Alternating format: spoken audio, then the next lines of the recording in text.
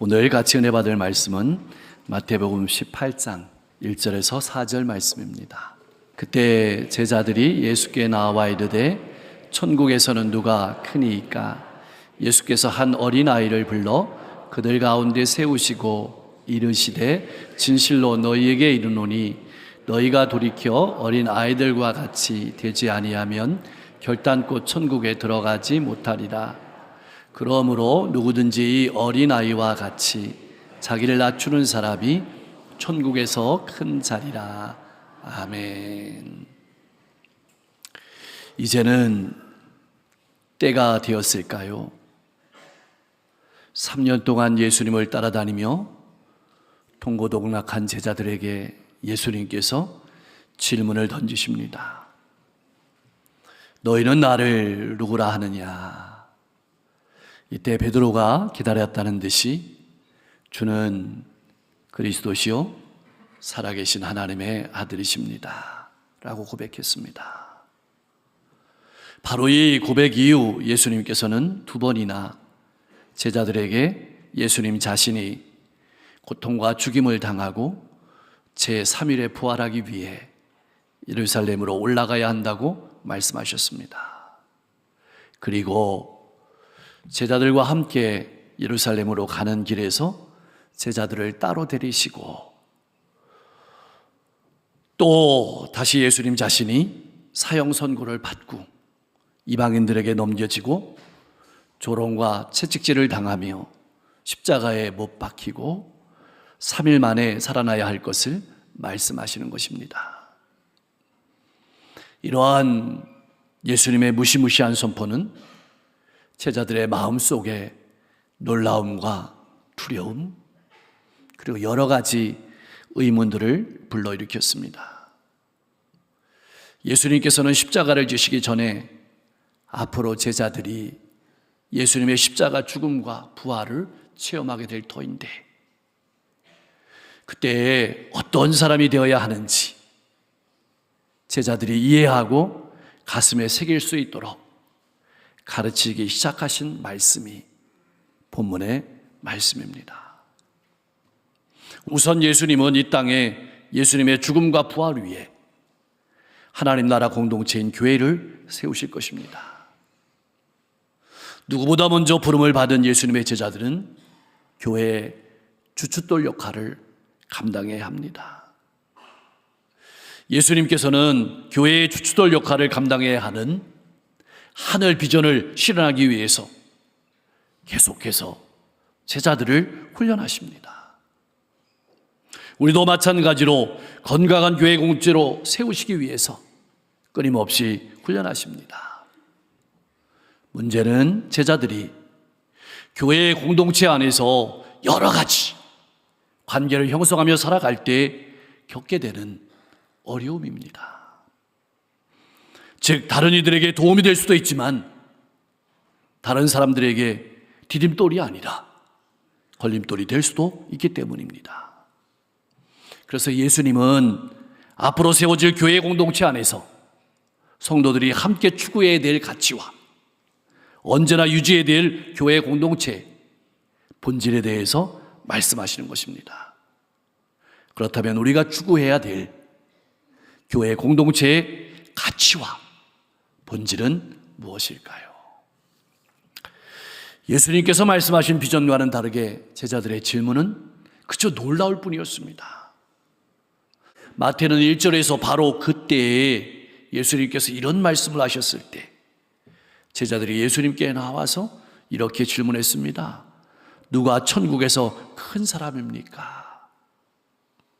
이것은 주는 그리스도시요 살아계신 하나님의 아들입니다는 신앙을 고백하고 뿐만 아니라 예수님께서 자신이 십자가의 길을 가신다고 분명하게 제자들에게 말씀하신 후에 나온 질문이라 그저 놀라울 따름입니다.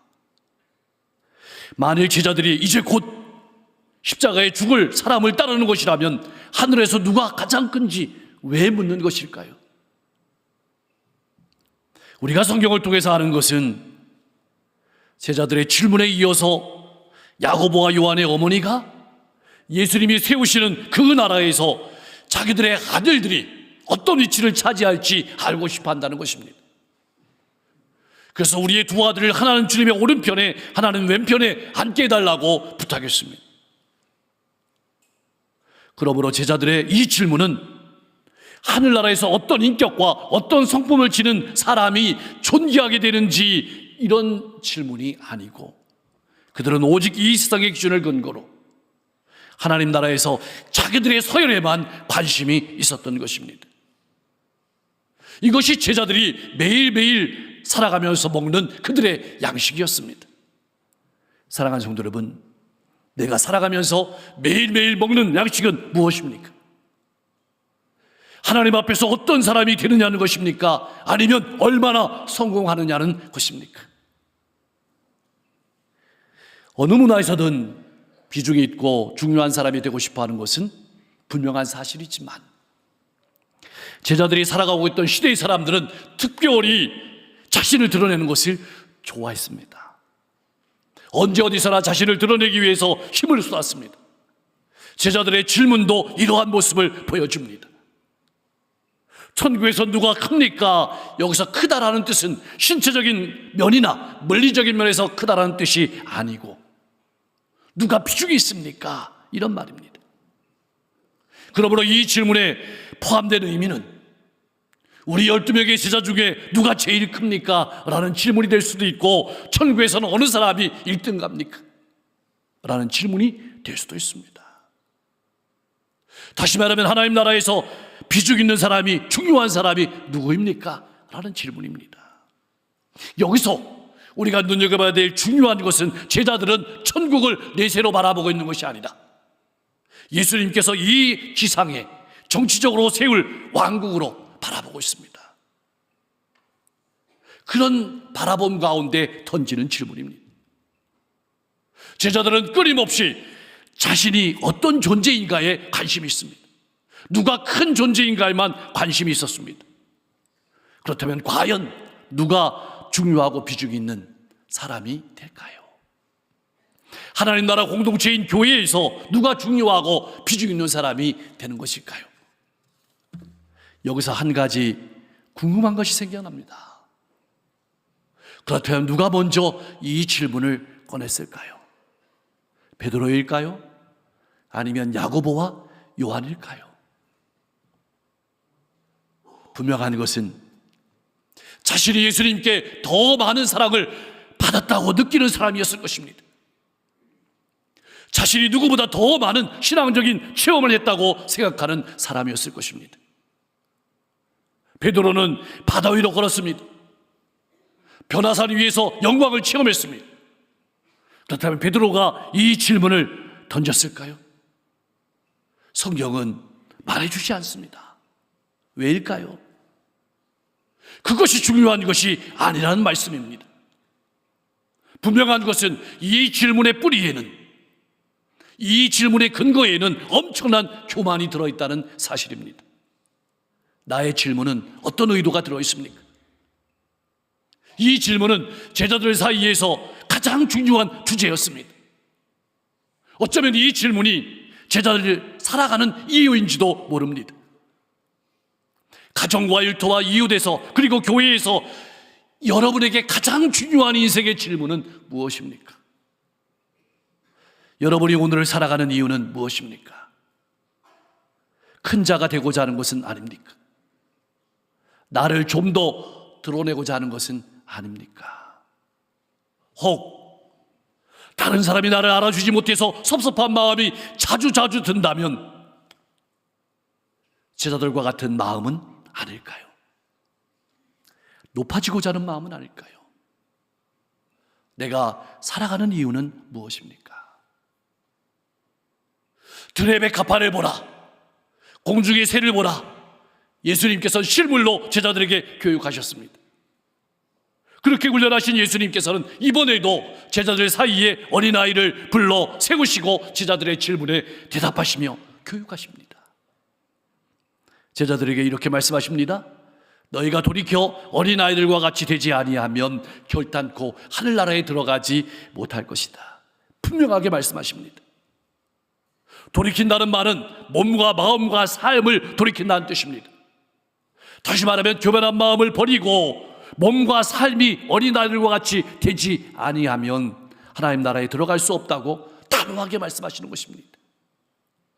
그러면 어린아이와 같이 된다는 어린아이의 속성은 무엇일까요? 그것은 순수하거나 착한 것 같은 성품을 말한다기보다는 오늘 이 본문에서는 자기가 본 것을 가감없이 전하는 행동을 의미합니다. 우리가 잘 아는 것처럼 고대 사회는 가족 공동체 사회였습니다. 한 가족도 가족이었지만 마을 전체가 하나의 가족이었습니다. 그 공동체 안에 속한 어린아이는 골목골목을 뛰어다니며 놉니다. 이 집 저 집을 방문하면서 놉니다.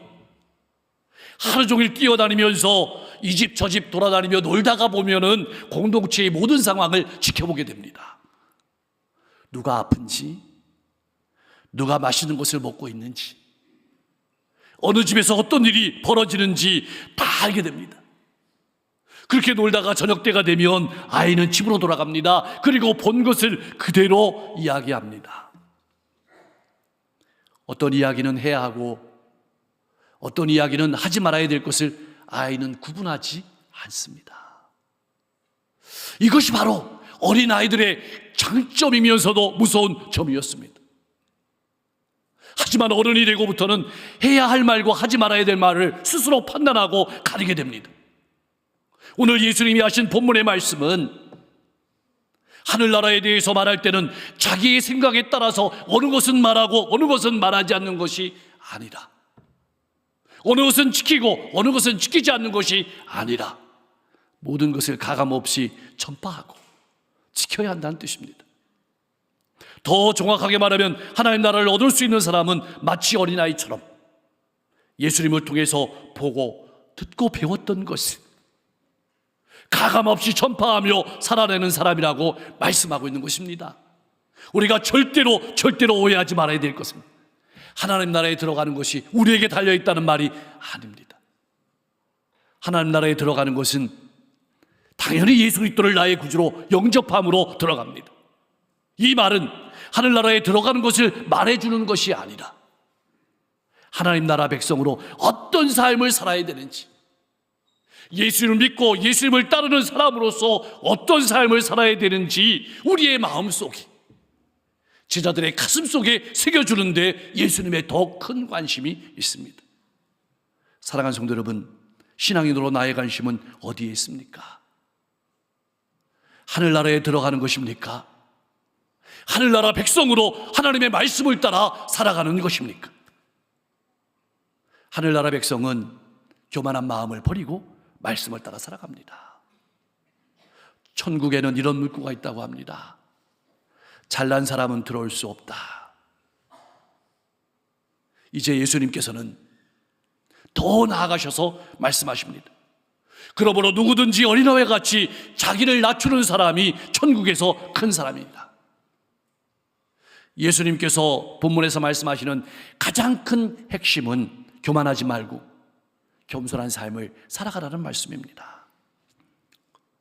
낮춘다라는 말은 위에서 내리 누른다는 의미입니다. 그런데 더 중요한 것은 다른 사람이 위에서 나를 내리 누려서 겸손해지고 낮아지는 것이 아니고 스스로 자기 자신을 내리 누름으로 겸손해지고 낮아진다는 뜻입니다. 예수님을 따르는 사람은 누가 시켜서가 아니고 스스로 예수님께서 자기 자신을 낮추시고 우리에게 찾아오신 것처럼 자기 자신을 내리누르고 겸손해지고 낮아지는 사람이 예수님을 따르는 사람이라고 말하고 있는 겁니다. 그렇다면 궁금합니다. 과연 어린아이가 자기 자신을 낮추는 성품을 가지고 있을까요? 오늘날 어린이들 보면 이해하기가 어렵습니다. 자신을 제어하거나 내려누리지 못하지만 그러나 고대의 어린아이들은 이 법칙을 잘 알고 있었습니다. 특별히 고대의 남자 어린아이는 키가 자라면 한 가정의 가장이 될 것입니다. 어쩌면 그 마을 공동체의 리더가 될 수도 있습니다.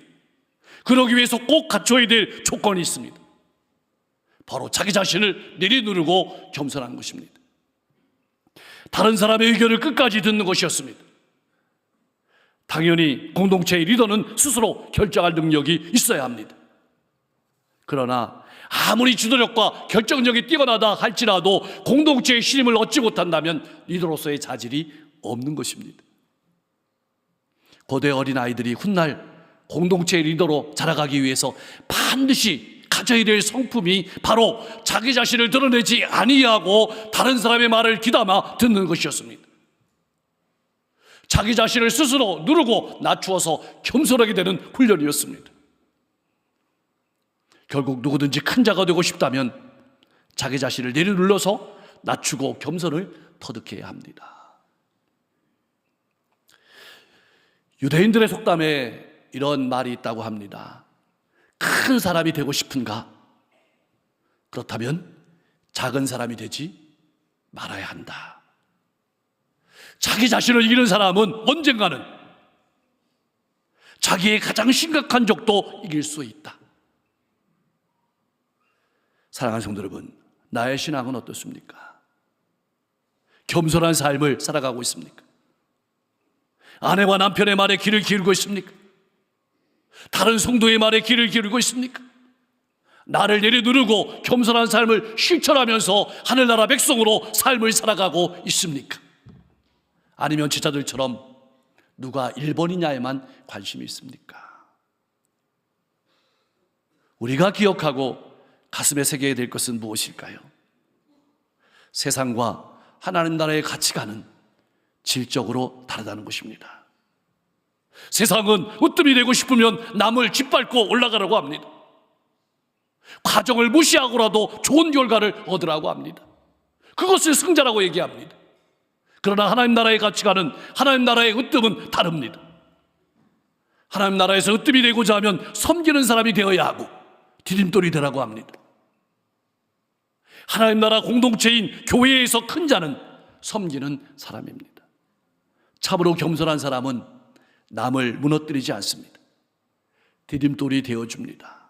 우리 예수님께서도 제자들의 가슴과 우리의 가슴 속에 이렇게 새겨주십니다. 마태복음 20장 28절 말씀입니다. 우리 같이 한번 읽어보겠습니다. 인자가 온 것은 섬김을 받으려 함이 아니요 도리어 섬기려 하고 자기 목숨을 많은 사람의 대속물로 주려 함이니라. 아멘. 우리는 예수님을 믿고 섬기는 천국 시민입니다. 하늘나라 백성입니다. 하늘나라 백성은 하늘나라의 가치관을 가지고 살아가는 사람입니다. 어떠한 삶을 살아야 할까요? 어떻게 신앙생활 해야 할까요? 예수님께서는 하늘나라에 들어가는 조건을 3가지로 말씀하셨습니다. 첫 번째로는 너희 의가 서기관들과 바리새인들과 그보다 더 낫지 아니하면 하나님 나라에 들어갈 수 없다. 두 번째로는 하늘에 계신 아버지의 뜻대로 행하여 들어갈 것이라. 세 번째로는 어린아이처럼 자기를 낮추는 사람이 들어갈 것이다. 어떻습니까? 내 힘으로 가능할까요? 불가능합니다.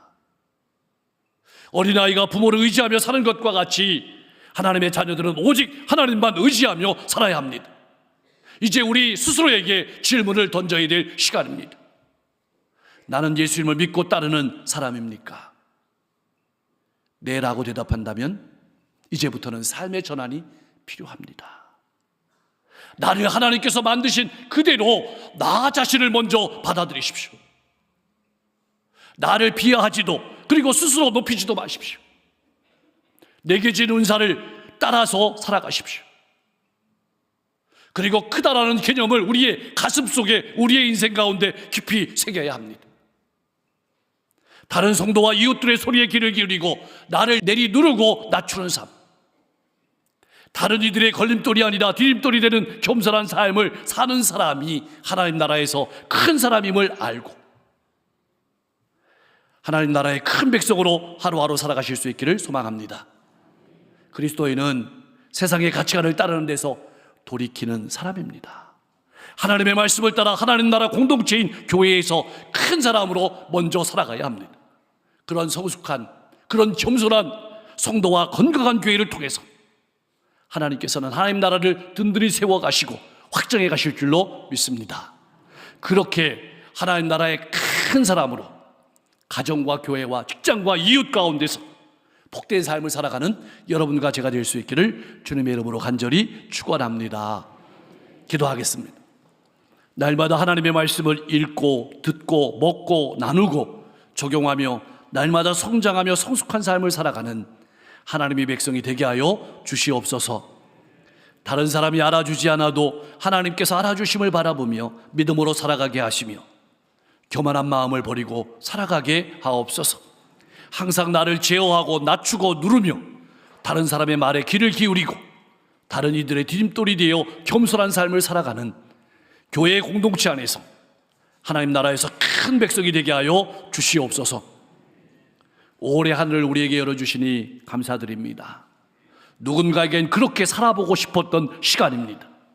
초름을 아껴서 진실되게 겸손하게 살아가게 하시고 우리 모든 성도들의 가정이 부모와 자녀가 형제와 자매가 화목한 행복한 가정을 이루게 하옵소서.